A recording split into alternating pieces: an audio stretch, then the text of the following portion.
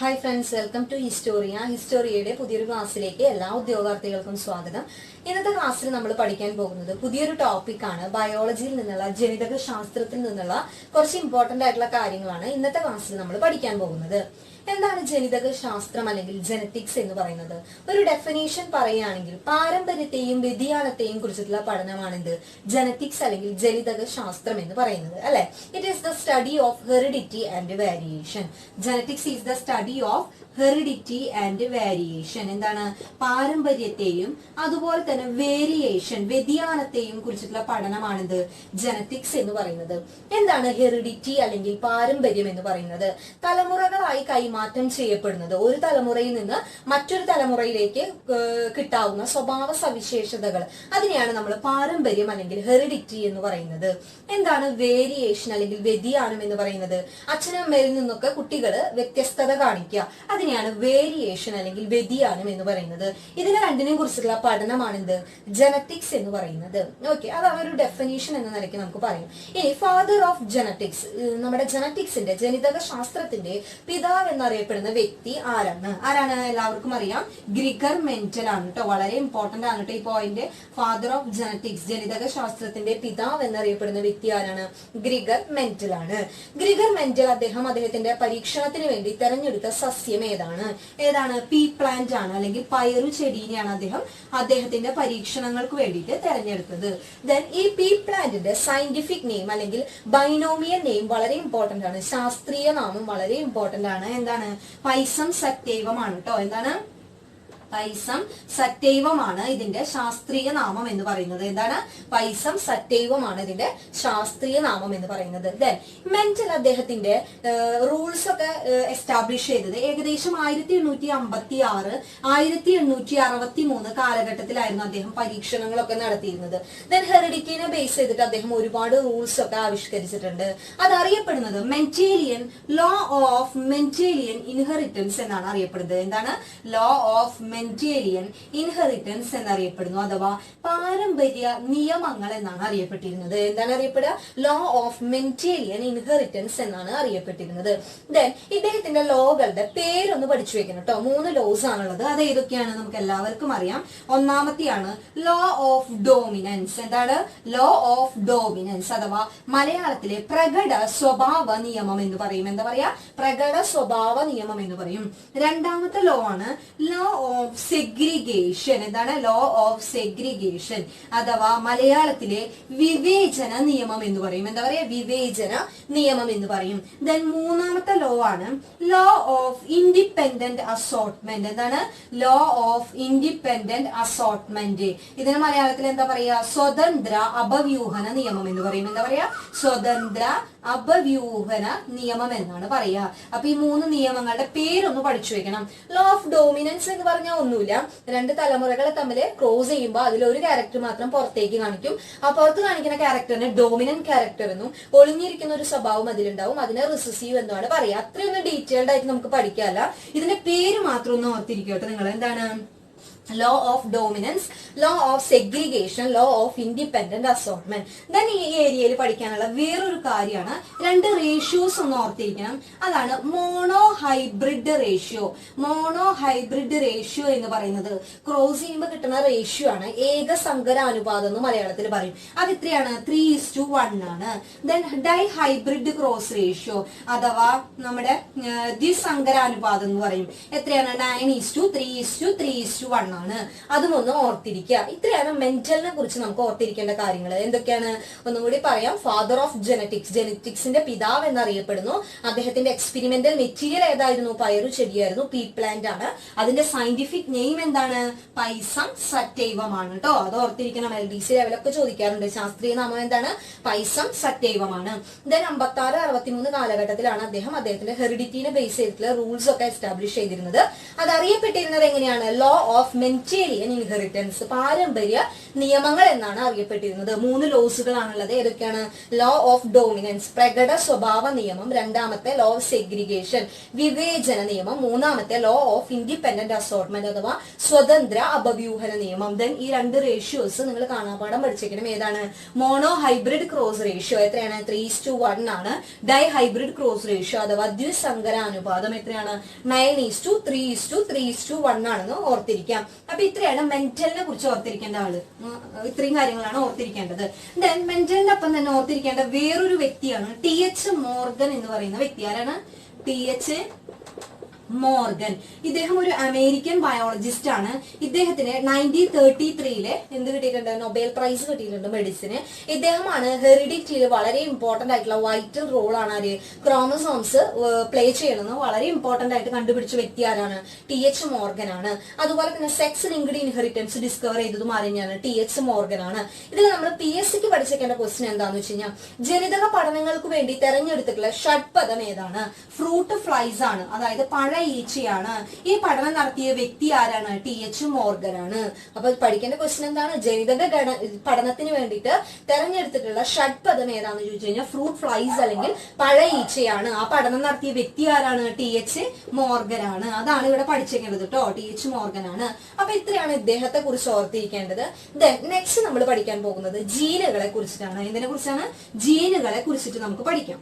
ജീനുകളെ കുറിച്ച് പഠിക്കുമ്പോൾ അതിനൊരു ഡെഫിനേഷൻ നമുക്ക് എങ്ങനെ പറയാം? It is the hereditary unit അല്ലെങ്കിൽ പാരമ്പര്യ സ്വഭാവ വാഹകർ എന്ന് പറയാം. എങ്ങനെ പറയാം? പാരമ്പര്യ സ്വഭാവ വാഹകർ എന്ന് നമുക്ക് പറയാം. അതുപോലെ തന്നെ ബ്ലൂ പ്രിന്റ് ഓഫ് ലൈഫ് എന്ന് പറയാം അല്ലെ? ബ്ലൂ പ്രിന്റ് ഓഫ് ലൈഫ്, ജീവന്റെ ബ്ലൂ പ്രിന്റ് എന്ന് പറയാം. Okay, blueprint of life എന്ന് പറയാം. അതുപോലെ തന്നെ ഇത് എന്താണ്? It is a fundamental biological unit transmitted from one generation to the next. അല്ലെങ്കിൽ നമുക്ക് എങ്ങനെ പറയാം? Functional unit of the chromosome. ക്രോമസോമിന്റെ ഫംഗ്ഷണൽ യൂണിറ്റ് ആണെന്ന് പറയാം. അല്ലെങ്കിൽ ഒരു തലമുറയിൽ നിന്ന് മറ്റൊരു തലമുറയിലേക്ക് കൈമാറ്റം ചെയ്യപ്പെടുന്ന ഫണ്ടമെന്റൽ ബയോളജിക്കൽ യൂണിറ്റ് ആണ് എന്ത്? ജീൻ എന്നൊക്കെ നമുക്ക് പറയാം. ജീൻ കണ്ടുപിടിച്ചത് ആരാണ്? വാൾട്ടർ എസ് സട്ടൺ എന്ന് പറയുന്ന ശാസ്ത്രജ്ഞനാണ്. ആരാണ്? വാൾട്ടർ എസ് സട്ടൺ ആണ് ജീൻ കണ്ടുപിടിച്ചത്. ജീനിനെ ആ പേര് കൊടുത്ത വ്യക്തി ആരാണ്? വില്യം ജൊഹാൻസൺ ആണ്. ആരാണ്? വില്യം ജൊഹാൻസൺ എന്ന് പറയുന്ന ശാസ്ത്രജ്ഞനാണ്. William Johannsen. അപ്പൊ ജെനറ്റിക്സിനെ ആ പേര് കൊടുത്തത് ആരാണ്? ജെനറ്റിക്സിനെ ഈ പേര് കൊടുത്തത് ആരാണ്? ഈ ഒരു പേരുമായിട്ട് ബന്ധമുണ്ട്. ആരാണ്? വില്യം ബെക്സൺ ആണ് കേട്ടോ. തെറ്റാൻ പാടില്ല. ആരാണ്? വില്യം ബെക്സൺ ആണ്. ഓക്കെ, ദെൻ ഈ ജീൻ ലൊക്കേറ്റ് ചെയ്യണത് എവിടെയാന്ന് വെച്ച് കഴിഞ്ഞാൽ ക്രോമസോമിൽ ഒരു ഡെഫിനറ്റ് പൊസിഷനിലാണ് എന്തുള്ളത്? ജീനുകൾ ഇരിക്കുന്നത്. അതാണ് ക്രോമസോമൽ തിയറി എക്സ്പ്ലെയിൻ ചെയ്യണത്. ക്രോമസോമൽ തിയറി ഡിസ്കവർ ചെയ്തിട്ടുള്ള 2 ആൾക്കാരുണ്ട്. ആ പേരും കൂടി ഒന്ന് ഓർത്തിരിക്കണം കേട്ടോ. എന്താണ്? Chromosomal theory. ക്രോമസോമൽ തിയറി ആരാണ്? Sutton and Boveri. ആരാണ്? Sutton and Boveri. ദെൻ ഇതിൽ ഓർത്തിരിക്കേണ്ടത് ആർട്ടിഫിഷ്യൽ ജീൻ സിന്തസൈസ് ചെയ്തിട്ടുള്ള ആളാരാണ്? നമ്മുടെ കൃത്രിമ ജീൻ ആരാണ് കണ്ടുപിടിച്ചത്? ഹർഗോവിന്ദ് ഖൊറാന. ആരാണ്? ഹർഗോവിന്ദ് ഖൊറാനയാണ് എന്ത്? നമ്മുടെ ആർട്ടിഫിഷ്യൽ ജീൻ സിന്തസൈസ് ചെയ്തിട്ടുള്ള വ്യക്തി. അതും ഒന്ന് ഓർത്തിരിക്കുക. അപ്പൊ ഇത്രയും പോയിന്റ് ആണ് നമുക്ക് ജീനിൽ ഓർത്തിരിക്കാനുള്ളൂ. അപ്പൊ ഒരു ഡെഫിനേഷൻ എന്ന നിലയ്ക്ക് എങ്ങനെ പറയാം? It is the hereditary unit ആണെന്ന് പറയാം. അതുപോലെ തന്നെ പാരമ്പര്യ സ്വഭാവ വാഹകർ എന്ന് പറയാം. ബ്ലൂ പ്രിന്റ് ഓഫ് ലൈഫ് എന്ന് പറയാം. അതുപോലെ തന്നെ വാൾട്ടർ എസ് സട്ടൺ ആണ് ജീൻ കണ്ടുപിടിച്ചത്. പേര് നൽകിയത് വില്യം ജൊഹാൻസൺ ആണ്. ജനറ്റിക്സിന് ആ പേര് നൽകിയത് വില്യം ബെക്സൺ ആണ്. ദെൻ ഇത് ഇരിക്കുന്നത് എവിടെയാണ്? ഒരു കറക്റ്റ് പൊസിഷൻ, ക്രോമസോമിൽ ഒരു ഡെഫിനറ്റ് പൊസിഷനിലാണ് ഇരിക്കുന്നത്. അതാണ് ക്രോമസോമൽ തിയറി പറയുന്നത്. സട്ടൺ ആൻഡ് ബോവറി ആണ് ക്രോമസോമൽ തിയറി എക്സ്പ്ലെയിൻ ചെയ്തിട്ടുള്ള 2 വ്യക്തികൾ. ദെൻ ആർട്ടിഫിഷ്യൽ ജീൻ കണ്ടുപിടിച്ചത് ആരാണ്? ഹർഗോവിന്ദ് ഖൊറാന ആണെന്ന് ഓർത്തിരിക്കുക. Then the different forms of gene is called alleles. അതായത് നമ്മുടെ വ്യത്യസ്ത തരങ്ങൾ, ജീനിന്റെ വ്യത്യസ്ത തരങ്ങൾ അറിയപ്പെടുന്നത് അല്ലീൽസ് എന്നാണ് അറിയപ്പെടുന്നത്. അതും ഒന്ന് ഓർത്തിരിക്കാം. ദെൻ നെക്സ്റ്റ് നമുക്ക്, അപ്പൊ മനസ്സിലായി എന്ന് വിചാരിക്കുന്ന ഈ ഭാഗം, നെക്സ്റ്റ് നമുക്ക് പഠിക്കാനുള്ളത് ജനറ്റിക് എഞ്ചിനീയറിംഗ്. കുറച്ച് ഇമ്പോർട്ടന്റ് ആയിട്ടുള്ള കുറച്ച് കാര്യങ്ങളും കൂടി ഇതിലുണ്ട്. അതാണ് ജനിതക എഞ്ചിനീയറിംഗ് അഥവാ ജനറ്റിക് എഞ്ചിനീയറിംഗ്. ജനറ്റിക് എഞ്ചിനീയറിംഗ്, അതുപോലെ തന്നെ ജനറ്റിക് മാപ്പിംഗ്, ജനിതക മാപ്പിംഗ്, അതുപോലെ തന്നെ ജങ്ക് ജീനുകൾ. എന്താണ് junk gene? Gene therapy, DNA fingerprinting, DNA fingerprinting. ഇങ്ങനത്തെ കുറച്ച് കാര്യങ്ങൾ ഈ ഭാഗത്ത് നിന്ന് ചോദിക്കാറുണ്ട്. അപ്പൊ വളരെ ഇമ്പോർട്ടന്റ് ആയിട്ടുള്ള കാര്യങ്ങളാണ് നമ്മൾ പറയുന്നത് കേട്ടോ. അതിൽ എന്താണ് ജനറ്റിക് എഞ്ചിനീയറിംഗ് എന്ന് പറയുന്നത്? എല്ലാവർക്കും അറിയാം, ഒരു ജീവിയുടെ ജനിതക ഘടനയിൽ മാറ്റം വരുത്തിക്കൊണ്ട് അതിന്റെ സ്വഭാവത്തെ നിയന്ത്രിക്കാൻ കഴിയുന്ന ശാസ്ത്ര സാങ്കേതിക വിദ്യയാണ് നമ്മൾ എന്തെന്ന് പറയാ, ജനറ്റിക് എഞ്ചിനീയറിംഗ് എന്ന് പറയുക. അതാണ് ജനിതക എഞ്ചിനീയറിംഗ് എന്ന് പറയുന്നത്. ആരാണ് ജനിതക എഞ്ചിനീയറിംഗിന്റെ പിതാവ് എന്നറിയപ്പെടുന്നത്? ആരാണ്? ഫാദർ ഓഫ് ജനറ്റിക് എഞ്ചിനീയറിംഗ് എന്നറിയപ്പെടുന്നത് ആരാണ്? പോൾ ബെർഗ് എന്ന് പറയുന്ന ശാസ്ത്രജ്ഞനാണ്. ആരാണ്? പോൾ ബെർഗ് ആണ്. ഈ ജനിതക എഞ്ചിനീയറിംഗ് വഴി എലി ലില്ലി എന്ന് പറയുന്ന കമ്പനി, അമേരിക്കൻ കമ്പനിയാണ് 1983 കണ്ടുപിടിച്ചിട്ടുള്ളതാണ് ഹ്യൂമുലിൻ എന്ന് പറയുന്ന ഇൻസുലിൻ. ഹ്യൂമുലിൻ എന്ന് പറയുന്ന ഇൻസുലിൻ അത് ജനിതക എഞ്ചിനീയറിംഗ് വഴി ഉണ്ടാക്കിയെടുത്തുള്ള ഇൻസുലിൻ ആണ്. 1983 അമേരിക്കൻ കമ്പനി ആയിട്ടുള്ള എലി ലില്ലി എന്ന് പറയുന്ന കമ്പനിയാണ് ഈക്കോളി എന്ന് പറയുന്ന ബാക്ടീരിയയിൽ നിന്നാണ് ഹ്യൂമുലിൻ എന്ന് പറയുന്ന ഇൻസുലിൻ പ്രൊഡ്യൂസ് ചെയ്തിട്ടുള്ളത്. അതൊന്ന് ഓർത്തിരിക്കാട്ടോ. ദെൻ സൂപ്പർ ബഗുകൾ ഉണ്ട്. എന്താ സൂപ്പർ ബഗുകൾ? ജനിതക എഞ്ചിനീയറിംഗ് വഴി ഉണ്ടാക്കി എടുത്തിട്ടുള്ള എണ്ണ കുടിക്കുന്ന ബാക്ടീരിയകളാണ് സൂപ്പർ ബഗുകൾ എന്ന് പറയുന്നത്. അതുപോലെ തന്നെ ജനറ്റിക് എഞ്ചിനീയറിംഗ് വഴി ഉണ്ടാക്കി എടുത്തിട്ടുള്ള വിളകളാണ് BT വിളകൾ. ആ പോയിന്റും കൂടി ഒന്ന് ഓർത്തിരിക്കാട്ടോ. അപ്പൊ ഇത്രയൊക്കെ ജനറ്റിക് എഞ്ചിനീയറിംഗ് വഴി ഉണ്ടാക്കിയെടുത്തിട്ടുള്ളതാണ്. അപ്പൊ എന്താണ് ജനിതക എഞ്ചിനീയറിംഗ് എന്ന് പറയുന്നത്? ഒരു ജീവിയുടെ ജനിതക ഘടനയിൽ മാറ്റം വരുത്തിക്കൊണ്ട് അതിന്റെ സ്വഭാവത്തെ നിയന്ത്രിക്കാൻ കഴിയുന്ന ശാസ്ത്ര സാങ്കേതിക വിദ്യയാണ് ജനിതക എഞ്ചിനീയറിംഗ്. പിതാവ് ആരാണ്? പോൾ ബെർഗ് ആണ്. അതുവഴി ഉണ്ടായിട്ടുള്ള കോൺട്രിബ്യൂഷൻസ് ആണ് ഇൻസുലിൻ, ഹ്യൂമുലിൻ എന്ന് പറയുന്ന ഇൻസുലിൻ. അമേരിക്കൻ കമ്പനിയാണ് അത് ഉണ്ടാക്കിയിട്ടുള്ളത്. ദെൻ സൂപ്പർ ബഗുകൾ, എണ്ണ കുടിക്കുന്ന ബാക്ടീരിയ ആയിട്ടുള്ള സൂപ്പർ ബഗുകൾ. ദെൻ BT വിളകൾ. ഇത്രയും പോയിന്റ്സ് അതിൽ ഓർത്തിരിക്കണം. ദെൻ നെക്സ്റ്റ് എന്താണ് ജനറ്റിക് മാപ്പിംഗ്? എന്താണ് ജനറ്റിക് മാപ്പിംഗ് എന്ന് മാത്രം ഒന്ന് ഓർത്തിരുന്നാൽ മതി, ഒന്നുമില്ല. മാപ്പിംഗ് എന്ന് പറഞ്ഞാൽ തന്നെ അതിലുണ്ട് എന്താണ്? ക്രമീകരണം. കറക്റ്റ് ആയിട്ട് ജീനിന്റെ ക്രമീകരണം മനസ്സിലാക്കാൻ സാധിക്കുന്ന ശാസ്ത്ര സാങ്കേതിക വിദ്യയാണെന്ത്? ജനറ്റിക് മാപ്പിംഗ് എന്ന് ഓർത്തിരിക്കുക. ദെൻ എന്താണ് ജങ്ക് ജീനുകൾ? ജങ്ക് ജീൻ പറയുന്നതിനെക്കാട്ടും മുന്നേ നമുക്ക് ജീൻ തെറാപ്പി എന്താണെന്ന് പറയാം. ജീൻ തെറാപ്പി എന്താണെന്ന് വെച്ച് കഴിഞ്ഞു കഴിഞ്ഞാൽ രോഗകാരികളായിട്ടുള്ള ജീനിനെ മാറ്റിക്കൊണ്ട്, അഥവാ പ്രവർത്തനക്ഷമമല്ലാത്ത ജീനുകളെ മാറ്റിക്കൊണ്ട് അവിടെ പ്രവർത്തനക്ഷമമായിട്ടുള്ള നല്ല ജീനുകളെ കൊണ്ടുവയ്ക്കുന്ന ജനിതക ചികിത്സാ രീതിയെ നമ്മൾ പറയുന്ന പേരാണിത് ജീൻ തെറാപ്പി എന്നാണ് പറയുക. അപ്പൊ പ്രവർത്തനക്ഷമമല്ലാത്ത ജീനുകളെ നമ്മൾ എന്തെന്ന് പറയും? ജങ്ക് ജീനുകൾ എന്നാണ് അറിയപ്പെടുന്നത്. എക്സാമിന് ചോദിക്കാറുണ്ട്, പ്രവർത്തനക്ഷമമല്ലാത്ത ജീനുകളെ വിളിക്കുന്നത് എന്താണ്? ജങ്ക് ജീനുകൾ എന്നാണ് വിളിക്കുക കേട്ടോ. അപ്പൊ പോയിന്റ്സ് ഓർത്ത് വെക്കണം, ജങ്ക് ജീനുകൾ എന്നാണ് വിളിക്കുക. ഓക്കെ. എന്താണ് DNA ഫിംഗർ പ്രിന്റിംഗ് ടെക്നിക്സ് എന്ന് പറയുന്നത്? എന്താണ് DNA ഫിംഗർ പ്രിന്റിംഗ് ടെക്നിക്സ് എന്ന് പറയുന്നത്? നമുക്കറിയാം, DNA കൊണ്ടും പ്രോട്ടീൻ കൊണ്ടുമാണ് ഇത് നിർമ്മിച്ചിരിക്കുന്നത്, ക്രോമസോമുകൾ നിർമ്മിച്ചിരിക്കുന്നത്. ദെൻ ഈ ക്രോമസോമിലുള്ള DNA അടിസ്ഥാനപ്പെടുത്തിക്കൊണ്ട് അതിന്റെ ഓരോ വ്യക്തികളെ വ്യത്യസ്തമായി തിരിച്ചറിയാൻ വേണ്ടി ഉപയോഗിക്കുന്ന ശാസ്ത്ര സാങ്കേതിക വിദ്യയാണ് എന്ത്? DNA ഫിംഗർ പ്രിന്റിംഗ് എന്ന് പറയുന്നത്. Father of DNA fingerprinting ആരാണ്? അലക് ജെഫ്രി എന്ന് പറയുന്ന ശാസ്ത്രജ്ഞനാണ്. ആരാണ്? അലക് ജെഫ്രി ആണ്. ദെൻ ഈ ജെഫ്രിയുടെ ടെക്നിക്ക് വെച്ചിട്ടാണ് നമ്മുടെ എന്താ പറയാ ഫോറൻസിക് ലബോറട്ടറീസിലൊക്കെ ക്രിമിനൽസിനെ ഐഡന്റിഫൈ ചെയ്യുക DNA ഫിംഗർ പ്രിന്റിംഗ് ടെക്നിക്ക് വെച്ചിട്ടാണ്. അതുപോലെ തന്നെ പെറ്റേണിറ്റി ആൻഡ് മെറ്റേണിറ്റി വളരെ ഇമ്പോർട്ടന്റ് ആണ്. അതായത് ശരിക്കുള്ള ട്രൂ ആയിട്ടുള്ള ബയോളജിക്കൽ ഫാദർ ആരാണ്, മദർ ആരാണെന്ന് ഐഡന്റിഫൈ ചെയ്യുന്നത് DNA ഫിംഗർ പ്രിന്റിംഗ് ടെക്നിക്സ് വെച്ചിട്ടാണ്. ആ പോയിന്റ് ഒന്ന് ഓർത്തിരിക്കുക കേട്ടോ. അപ്പൊ ഇത്രയാണ് നമുക്ക് ഇതിൽ പഠിക്കാനുള്ളത്. Genetic engineering, genetic mapping, junk ജീനുകൾ, ശരിയായ രീതിയിൽ പ്രവർത്തിക്കാത്ത ജീനുകളെയാണ് ജങ്ക് ജീനുകൾ എന്ന് വിളിക്കുക. ദെൻ ജീൻ തെറാപ്പി എന്താണ്? രോഗകാരികളായിട്ടുള്ള ജീനിനെ മാറ്റിയിട്ട് നല്ല ജീനുകളെ വെക്കുന്ന ചികിത്സാ രീതി. ദെൻ DNA ഫിംഗർ പ്രിന്റിംഗ് വളരെ ഇമ്പോർട്ടന്റ് ആണ്. ഇതിന്റെ ഫാദർ എന്നറിയപ്പെടുന്നത് അലക് ജെഫ്രി ആണ് കേട്ടോ. അതും ഒന്ന് ഓർത്തിരിക്കാം. നെക്സ്റ്റ് നമുക്ക് പഠിക്കാനുള്ളത് ജനറ്റിക് ഡിസീസസുകളെ നമുക്ക് പറ്റി പഠിക്കാം. ഓക്കെ, ജനിതക രോഗങ്ങളെ പറ്റി പഠിക്കാം.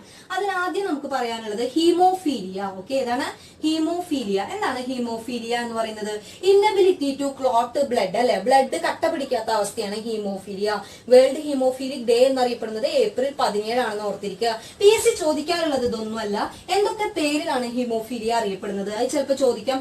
റോയൽ ഡിസീസ് എന്നറിയപ്പെടുന്ന രോഗം ഏതാണ്? ഹീമോഫീലിയ ആണ്.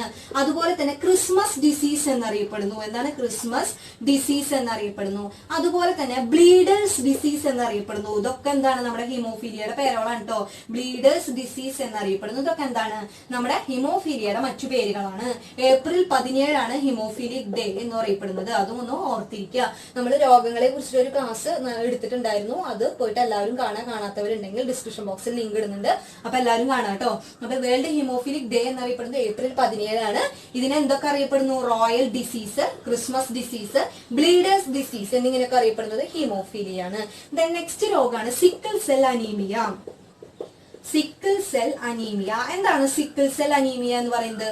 സിക്കിൾ സെൽ അനീമിയ നമ്മുടെ RBC, റൗണ്ട് ഷേപ്പിലുള്ള RBC സിക്കിൾ ഷേപ്പ്ഡ് ആയിട്ട് മാറും. അങ്ങനെ ഉണ്ടാകുന്ന ഒരു ജനിതക രോഗമാണ് എന്ത്? സിക്കിൾ സെൽ അനീമിയ എന്ന് പറയുന്നത്. അതുപോലെ ഒരു ജനിതക രോഗമാണ് കളർ ബ്ലൈൻഡ്നെസ്. എന്താണ് colour blindness? Colour blindness is also known as daltonism. Daltonism എന്നറിയപ്പെടുന്നതും കളർ ബ്ലൈൻഡ്നെസ് തന്നെയാണ്. ഇതിന്റെ ഒരു ഡയഗ്നോസിംഗ് ടെസ്റ്റ് ആണ് ഇഷിഹാര ടെസ്റ്റ് എന്ന് പറയും. എന്താ പറയാ? ഇഷിഹാര ടെസ്റ്റ് ആണ് ഇതിന്റെ ഡയഗ്നോസിംഗ് ടെസ്റ്റ്. അപ്പൊ കളർ ബ്ലൈൻഡ്നെസ് എന്താണ്? കളർ ബ്ലൈൻഡ്നെസ് ചുവപ്പ് പച്ച നിറങ്ങളൊന്നും ശരിയായ രീതിയിൽ തിരിച്ചറിയാൻ കഴിയാത്ത അവസ്ഥ. Okay, inability to differentiate green and red colour. It is also known as daltonism and diagnosing test is known as Ishihara test. അതും ഒന്ന് ഓർത്തിരിക്കാം. അതുപോലെ തന്നെ ഇനിയുള്ളത് നമുക്ക് വളരെ ഇമ്പോർട്ടന്റ് ആയിട്ടുള്ള കുറച്ച് രോഗങ്ങളാണ്. അതും എന്ത് തന്നെയാണ്? ജനിതക രോഗങ്ങളാണ്, അല്ലെങ്കിൽ ക്രോമസോമൽ ഡിസോർഡേഴ്സ് ആണ് നമുക്ക് പറയാൻ പറ്റും. ഏതൊക്കെയാണ്? Down syndrome. ഏതാണ്? Down syndrome. അതുപോലെ തന്നെ Klinefelter syndrome. Klinefelter syndrome, Klinefelter syndrome and Turner syndrome. Turner syndrome. ഈ മൂന്നെണ്ണം വളരെ ഇമ്പോർട്ടന്റ് ആയിട്ടുള്ളതാണ് കേട്ടോ. ഓക്കെ, ഇതാണ് നെക്സ്റ്റ് നമ്മൾ പഠിക്കാൻ പോകുന്നത്. സാധാരണയായിട്ട് നമ്മൾ പറയുകയാണെന്നുണ്ടെങ്കിൽ നമുക്കറിയാം എത്ര ക്രോമസോമുകളാണ് മനുഷ്യനുള്ളത്? 46 ക്രോമസോമുകളാണ് ഉള്ളത് എന്നറിയാം അല്ലെ? അതെങ്ങനെയാണ്? 23 ജോഡികളായിട്ടാണ് ഉള്ളതെന്നും അറിയാം. 23 പെയർസ് ആയിട്ടാണ് ഉള്ളതെന്ന് അറിയാം. ഈ 46 എണ്ണത്തിലെ 44 ക്രോമസോമുകൾ ഓട്ടോസോംസുകളാണ്. മലയാളത്തിൽ നമുക്ക് എങ്ങനെ പറയാം? സ്വരൂപ ക്രോമസോമുകളാണ് നമുക്ക് പറയാം. നമ്മുടെ ഗ്രോത്ത്, ഫിസിക്കൽ അപ്പിയറൻസ് ഇതിനെയൊക്കെ കൺട്രോൾ ചെയ്യുന്ന സ്വരൂപ ക്രോമസോമുകളാണ് ഓട്ടോസോമുകൾ. ബാക്കിയുള്ള 2 ക്രോമസോമുകൾ എന്താണ്? സെക്സ് ക്രോമസോമുകളാണ് നമുക്ക് പറയാം. സെക്സ് ക്രോമസോമുകൾ എന്ന് വെച്ച് കഴിഞ്ഞാൽ സെക്സ് ഡിറ്റർമൈൻ ചെയ്യുന്ന ക്രോമസോമുകളാണ് സെക്സ് ക്രോമസോം. എക്സും ആണെന്നുണ്ടെങ്കിൽ എന്താണ്? ദാറ്റ് ഇസ് ഫീമെയിൽ ആണ്. എക്സും വൈയും ആണെന്നുണ്ടെങ്കിൽ എന്താണ്? മെയിൽ ആണ്. മെയിലിന്റെ ക്രോമസോം ആണ് ഉണ്ടാകുന്ന കുട്ടിയാണോ പെണ്ണോ എന്നൊക്കെ ഡിറ്റർമൈൻ ചെയ്യുന്നത് മെയിലിന്റെ ക്രോമസോമിനെ അടിസ്ഥാനപ്പെടുത്തിയിട്ടാണ്. അപ്പൊ എന്താണ്? 44 ഓട്ടോസോംസ് അല്ലെങ്കിൽ സ്വരൂപ ക്രോമസോമുകൾ ഉണ്ട്, 2 സെക്സ് ക്രോമസോമുകൾ ഉണ്ട്. അതിൽ എക്സും ആണെങ്കിൽ ഫീമെയിൽ, എക്സും വൈയും ആണെങ്കിൽ മെയിൽ ആണെന്ന് ഓർത്തിരിക്കുക. ദെൻ ഇനി പറയാൻ പോകുന്ന 2 രോഗങ്ങൾ. ഫസ്റ്റത്തെ രോഗം ഡൗൺ സിൻഡ്രം. എന്താണ് ഡൗൺ സിൻഡ്രം എന്ന് പറയുന്നത്? നമ്മൾ പറഞ്ഞു സാധാരണ കേസിൽ എന്താണ്? 44 ഓട്ടോസോംസ് ഉണ്ടായിരിക്കും. ദെൻ 44 ഓട്ടോസോംസ് ഉണ്ടായിരിക്കും. ദെൻ എന്താണ്? XX അല്ലെങ്കിൽ XY ആയിരിക്കും ഉണ്ടാവുക.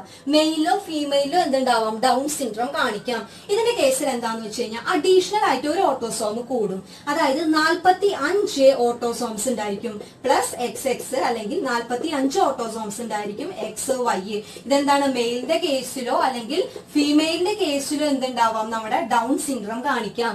എന്താണ്? 44 ഓട്ടോസോംസ് സ്വരൂപ ക്രോമസോമുകളിൽ 1 കൂടുന്നു. 45 ഓട്ടോസോംസുകളാണ് ഉണ്ടാവുക. അത്രയും ഓർത്തിരിക്കുക കേട്ടോ. അതാണ് ഡൗൺ സിൻഡ്രം എന്ന് പറയുന്നത്. ഇനി നെക്സ്റ്റ് അടുത്തതായതാണ് ക്ലിൻഫെൽറ്റർ സിൻഡ്രം. എന്താണ് ക്ലിൻഫെൽറ്റർ സിൻഡ്രം എന്ന് പറയുന്നത്? 44 ഇത് എന്തിന്റെ കേസിൽ മാത്രമാണ്? മെയിലിന്റെ കേസിൽ മാത്രമാണ് കേട്ടോ ഇത് സംഭവിക്കുക. സാധാരണ കേസിൽ എന്താണ്? 44 ഓട്ടോസോംസ് ഉണ്ടായിരിക്കും, XY ഉണ്ടാവും. ഇതാണ് മെയിലിന്റെ കേസിൽ ഉണ്ടാവുക. അപ്പൊ 44 ഓട്ടോസോം ഉണ്ടാവും.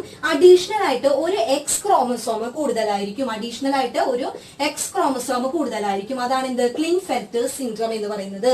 നെക്സ്റ്റ് അടുത്തതാണ് എന്ത്? Turner syndrome. ടെർണർ സിൻഡ്രത്തിന്റെ കേസിൽ എന്താണ് നമ്മൾ പറയാൻ പോണത്? ഇത് എന്തിന്റെ കേസിൽ മാത്രമാണ്? ഫീമെയിലിന്റെ കേസിൽ മാത്രമാണ് ടെർണർ സിൻഡ്രം കാണിക്കുക. സാധാരണയാണെങ്കിൽ 44 ഓട്ടോസോംസും എക്സും ആണ് ഉണ്ടാവുക അല്ലെ? ഇതിൽ 44 ഓട്ടോസോംസും ഉണ്ടാവും, ഒരു എക്സേ ഉണ്ടാവുള്ളൂ, മറ്റേതില് ആബ്സെന്റ് ആയിരിക്കും. ഒരു എക്സേ ഉണ്ടാവുള്ളൂ, മറ്റേ എക്സേ ആബ്സെന്റ് ആയിരിക്കും. ഇതാണ് എന്ത്? ടെർണർ സിൻഡ്രം എന്ന് പറയുന്നത്. അപ്പൊ ഇത്രയും പോയിന്റ്സ് ഇതിൽ ഓർത്തിരിക്കണം. ഡൗൺ സിൻഡ്രം എന്താണ്? അഡീഷണൽ ആയിട്ട് ഒരു ഓട്ടോസോം, ഒരു സ്വരൂപ ക്രോമസോം കൂടുതലായിരിക്കും. മെയിലിന്റെയോ ഫീമെയിലിന്റെയോ കേസിൽ അത് കാണിക്കാം. ദെൻ ക്ലിൻഫെൽറ്റർ സിൻഡ്രം എന്താണ്? അഡീഷണൽ ആയിട്ട് ഒരു എക്സ് ക്രോമസോം മെയിലിന്റെ കേസിൽ കൂടുതലായിരിക്കും. ദെൻ ടെർണർ സിൻഡ്രത്തിന്റെ കേസിൽ ഫീമെയിലിന്റെ കേസിലാണ് അത് വരുന്നത്. 44 ഓട്ടോസോംസ് ഉണ്ടായിരിക്കും, ഒരു എക്സ് ക്രോമസോമേ ഉണ്ടാവുള്ളൂ, ഒരെണ്ണം ആബ്സെന്റ് ആയിരിക്കും. അതൊന്ന് ഓർത്തിരിക്കുക. ദെൻ ഇതിൽ നമുക്ക് പഠിക്കാനുള്ള വേറൊരു ക്വസ്റ്റ്യൻ കണ്ടിട്ടുണ്ട് മ്യൂട്ടേഷനെ കുറിച്ചിട്ട്. എന്താണ് മ്യൂട്ടേഷൻ എന്ന് പറയുന്നത്? Sudden heritable change in the structure of a gene. ഒരു ജീനിന്റെ സ്ട്രക്ചറിന് ഉണ്ടാകുന്ന ഹെറിറ്റബിൾ ചേഞ്ചിനെയാണ് നമ്മൾ എന്തെന്ന് പറയാ, മ്യൂട്ടേഷൻ എന്ന് പറയാ. മ്യൂട്ടേഷൻ കണ്ടുപിടിച്ച വ്യക്തി ആരാണ്? ഹ്യൂഗോ ഡെവ്രിസ് എന്ന് പറയുന്ന ശാസ്ത്രജ്ഞനാണ്. ആരാണ്? ഹ്യൂഗോ ഡെവ്രിസ് എന്ന് പറയുന്ന ശാസ്ത്രജ്ഞനാണ് കണ്ടുപിടിച്ചത്. അതും ഒന്ന് ഓർത്തിരിക്കുക കേട്ടോ. അപ്പൊ ഇത്രയും രോഗങ്ങളാണ് നമുക്ക് ഇതിൽ പഠിക്കാനുള്ളത്. ഏതൊക്കെയാണ്? ഹീമോഫീലിയ ഞാൻ പറഞ്ഞു, അതിന്റെ പേരുകൾ ഓർത്തിരിക്കണം. Royal disease, bleeders disease, Christmas disease. April 17 world haemophilic day എന്ന് ഓർത്തിരിക്കുക. ദെൻ നമ്മൾ പറഞ്ഞത് സിക്കിൾ സെൽ അനീമിയ, റൗണ്ട് ഷേപ്പിലുള്ള RBC സിക്കിൾ ഷേപ്ഡ് ആയി മാറും. ദെൻ കളർ ബ്ലൈൻഡ്നെസ്, അതെന്താണ്? ഡിഫറൻഷിയേറ്റ് ചെയ്യാൻ പറ്റില്ല കളറുകൾ, പച്ച ചുവപ്പ് നിറങ്ങളൊന്നും തിരിച്ചറിയാൻ കഴിയാത്ത അവസ്ഥ. It is also known as daltonism. Daltonism എന്നാണ് പറയുക. അതൊന്നും ഓർത്തിരിക്കുക. ഇഷിഹാര ടെസ്റ്റ് ആണ് ഡയഗ്നോസിംഗ് ടെസ്റ്റ് എന്ന് പറയുന്നത്. ദെൻ ഞാൻ കണ്ണെടുത്തപ്പോ അത് കൂടുതലായിട്ട് എക്സ്പ്ലെയിൻ ചെയ്തിട്ടുണ്ടായിരുന്നു. ആ രോഗത്തിനെ പറ്റിയിട്ടൊക്കെ ഞാൻ പറഞ്ഞിട്ടുണ്ടായിരുന്നു. കളർ ബ്ലൈൻഡ്നെസ്സിനൊക്കെ പറ്റിയിട്ട് കാണാത്തവരുണ്ടെങ്കിൽ കാണാം കേട്ടോ. Then down syndrome, Klinefelter syndrome, അതുപോലെ തന്നെ ടേണേഴ്സ് സിൻഡ്രം. ഈ 3 രോഗങ്ങളും വളരെ ഇമ്പോർട്ടന്റ് ആണ്. മ്യൂട്ടേഷനും വളരെ ഇമ്പോർട്ടന്റ് ആണ്. മ്യൂട്ടേഷൻ കണ്ടുപിടിച്ചതാരാണ്? ഹ്യൂഗോ ഡെവ്രിസ് ആണ്. ഓക്കെ, അപ്പൊ ഇത്രയും കാര്യങ്ങളാണ് നമുക്ക് എന്തിൽ പഠിക്കാനുള്ളത്? ജനിതക ശാസ്ത്രം അല്ലെങ്കിൽ ജനറ്റിക്സിൽ നമുക്ക് പഠിക്കാനുള്ളത്. അപ്പൊ എല്ലാവർക്കും ഇന്നത്തെ ക്ലാസ് മനസ്സിലായെന്ന് വിചാരിക്കുന്നു. ക്ലാസ് ഇഷ്ടപ്പെട്ടെങ്കിൽ കമന്റ് ബോക്സിൽ കമന്റ് ചെയ്യുക. അപ്പൊ അടുത്ത ക്ലാസ്സിലെ പുതിയൊരു ടോപ്പിക്കുമായിട്ട് വീണ്ടും നമുക്ക് കണ്ടുമുട്ടാം. അതുവരെ എല്ലാവർക്കും ബൈ.